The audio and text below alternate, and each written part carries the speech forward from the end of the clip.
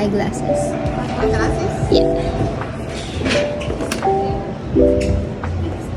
May I have your name? Sorry? May I have your name? Apricel. Thank you. The very first one. On the top. Yeah. Confirm with you your phone number 604.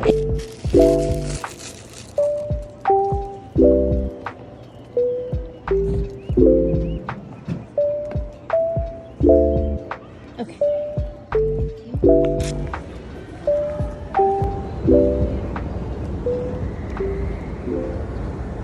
Hi everyone! So for today's video, we're gonna unbox my glasses. Actually, na-unbox na to kanina dun sa may CU Vision. Pero, syempre, titinan natin or alamin natin kung ano yung mga kasama dun sa bago kong salamin. Ayan. So, uunahin natin syempre. Meron silang paganito. Ito yung optical cleaning solution. Ito yung ini-spray sa salamin na panglinis.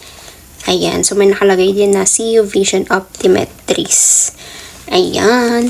Tapos, merong ang tawag dito. Ano to? May pa ganito. Ano kaya to? Yung pamunas niya. May pa quality card pa sila. Ayan. Tapos, pag binuksan mo, yung itsura niya, ganito. Tara! Ayan, pamunas niya. Bagong pamunas ng salamin. In fair. Ay, ang ganda ng pamunas niya. Ooh, nice. Ngayon lang ako nakakita ng ganitong pamunas. Yung dito para siyang rubber. Ayun, parang rubber yung texture. Tapos dito yung pinaka sa harap. Pamunas. Galing. And then next, merong, so ayan yung tatak ng bagong salamin. Ayan, kung makikita. Kaya mahal niya Fuentes siya. So, ito yung, I think this is the authenticity card. Let's see kung ano siya. Oh yeah. This certificate guarantees the authenticity of your Saint Laurent. Basta yun na yun. Kung ano man yung tatak niya. Correct me if I'm wrong na lang dun sa sa pronunciation. So, then next. Tapos ito yung pinaka ng salamin ko. Kung ano yung grado ng salamin ko. And then, ito na ang ating salamin. Ayan. So, ganito yung tsura niya. Hindi siya yung hard case. Ganito lang yung case niya. Pero mas prepared ko, to be honest, yung hard case. But anyway, ganito yung case niya. So, yeah.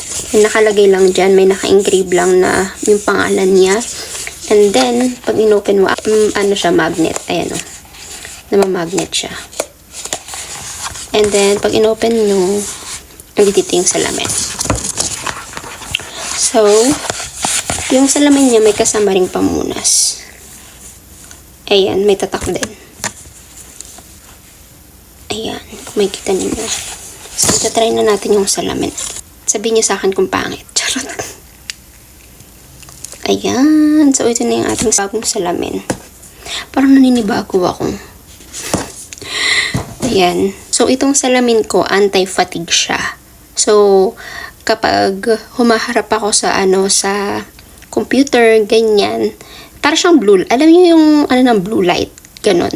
Anti-fatigue lenses. And at the same time, transition lens siya.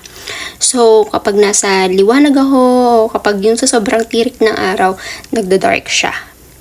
Actually, hindi ko naman talaga kailangan ng eyeglasses all the time. Kaya pwede ako magsuot ng mga sunglasses. Pero, pag pagod ang mata ko, kailangan nakasuot ako ng eyeglasses. So, kaya ko rin siya pinagawang transition just in case na pagod yung mata ko after work, ganyan, to sobrang sikat ng araw, ganyan, tas nagbablur yung mata ko. Pwede ko pa rin itong gamitin na sunglasses kasi nga nag-iiba siya as transition glasses nga. Ayan. So, nagiging dark siya. And then, ang pinagawa ko kasi is yung malaki yung frame. Ganyan, yung malaki yung pinaka niya. Kasi, ayoko ng maliit ang frame. Gusto ko kapag tumingin ako kahit saan, kung pag tumingin ako sa taas, pag tumingin ako sa baba, pag tumingin ako sa gilid ko, ganyan. Pa rin, sako pa rin ng salamin yung mata ko. Or yung nakikita ko. Kasi kapag yung maliit lang na, na frame, nahihilo ako kapag kunyari, ito lang yung sakop ng ano ko, ng eyeglasses ko. Tapos kapag tumingin ako sa taas, tapos tumagos yung mata ko sa may salamin, 'di ba? Syempre mag-iiba yung ano mo, yung paningin mo. I mean, mag-iiba yung ano ba yun? Basta yung gano'n. Sa mga naka-eyeglasses dyan, if you know what I mean. Ayun. So, ito yung bago nating eyeglasses. Kamukha siya nung dati kong pink. Yung pink yung ganito. Transition glasses din yun na pinagawa ko sa Pilipinas. Actually, eyeglasses ko yun way back in 2019. Parang ganito din yung itsura niya, pero pink lang yung ganito. Gustong gusto ko yun kasi magaan din. Pero, yan. So, ito yung bago nating eyeglasses ngayon. Maganda naman siya, di po? Ang taba lang na mukha ko. Ayan. Taba lang na mukha ako. But anyway, sana hindi ko na siya kailangan ipa-adjust. Free naman yung pagpa-adjust, pero sana hindi ko na ako bumalik para magpa-adjust dahil tinatamad akong lumabas. Ang hassle. Nahasslean ako. So, ayun lang. Mukha naman siyang okay. Siguro kanina nanibago lang ako kasi nga parang 2 days na ako hindi naka-eyeglasses. Kaya parang pag tinitingnan ko, mas maliwanag pa rin yung nakikita ko dito kaysa sa salamin. Ganyan. Well, mas maliwanag pa rin nga yung mata ko. Pero siguro dahil nga sa anti-fatigue lens siya. Tsaka nga, hindi ko nga naman nga talaga kailangan ng mag-eyeglasses all the time dito. Ano pa paulit-ulit na yung sinasabi ko? Hello guys, so nakalimutan ko pala i-mention sa inyo kung magkano yung nagastos ko sa salamin ko. Ito na. Price reveal. Char. Kung magkano lahat-lahat ang nagastos ko sa salamin. So, ang nagastos ko sa salamin, I mean sa pagpa-check up ng mata is 54 Canadian dollar. Ang regular price niya is 129 Canadian dollar. Pero dahil meron akong health insurance, 54 Canadian dollar na lang siya. So, ano pa lang yan ha? Magpapacheck up pa lang ng mata yan. 129 Canadian dollar. Ayan. Hindi ko alam kung nakikita niya. Ayan. So, dahil nga, naano na yung 75 Canadian dollar, kaya ang binayaran ko lang is 54 Canadian dollar. Ayan, just ignore my nails kasi hindi pa ako nagugupit ng kuko. So, yung pinaka-eyeglasses natin, since Mahalia Fuentes yung frame niya. Kasi mga branded talaga yung frame nila doon sa pinuntahan ko. Yung frame pa lang is nagkakahalaga na ng 460 Canadian dollar. And then, yung lenses niya, which is Hoya Synchronized 3 lenses. Ayan. Dahil nga may transition siya at anti-fatigue lenses. So, umabot siya ng 440 Canadian dollar. Ang subtotal niya is 900. Tapos, binigyan nila ako ng store discount na 92 Canadian dollar.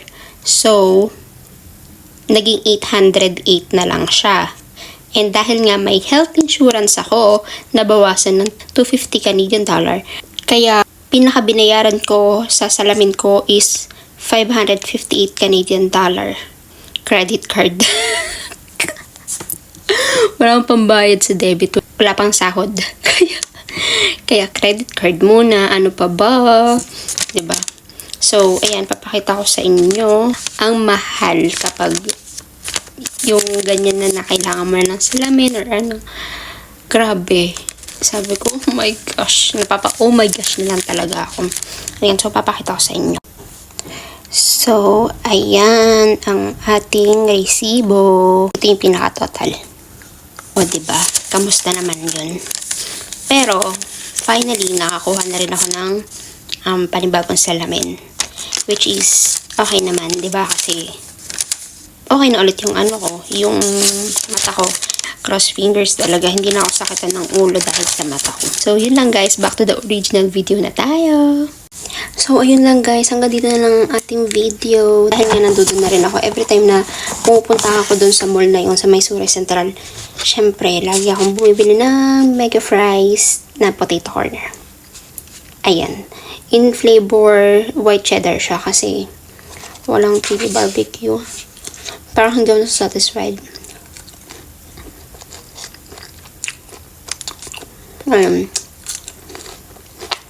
Hindi ko alam.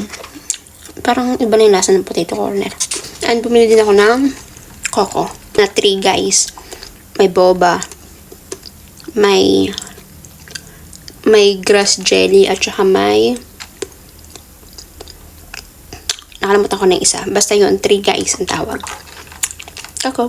So, ayun lang guys. If you like this video, just give it a thumbs up. Or if you're new to my channel, just click the subscribe button and the bell button beside it to be notified whenever I post a new video. See you again guys on my next video. Have a great day ahead and bye! Peace out! God bless us all and mwah!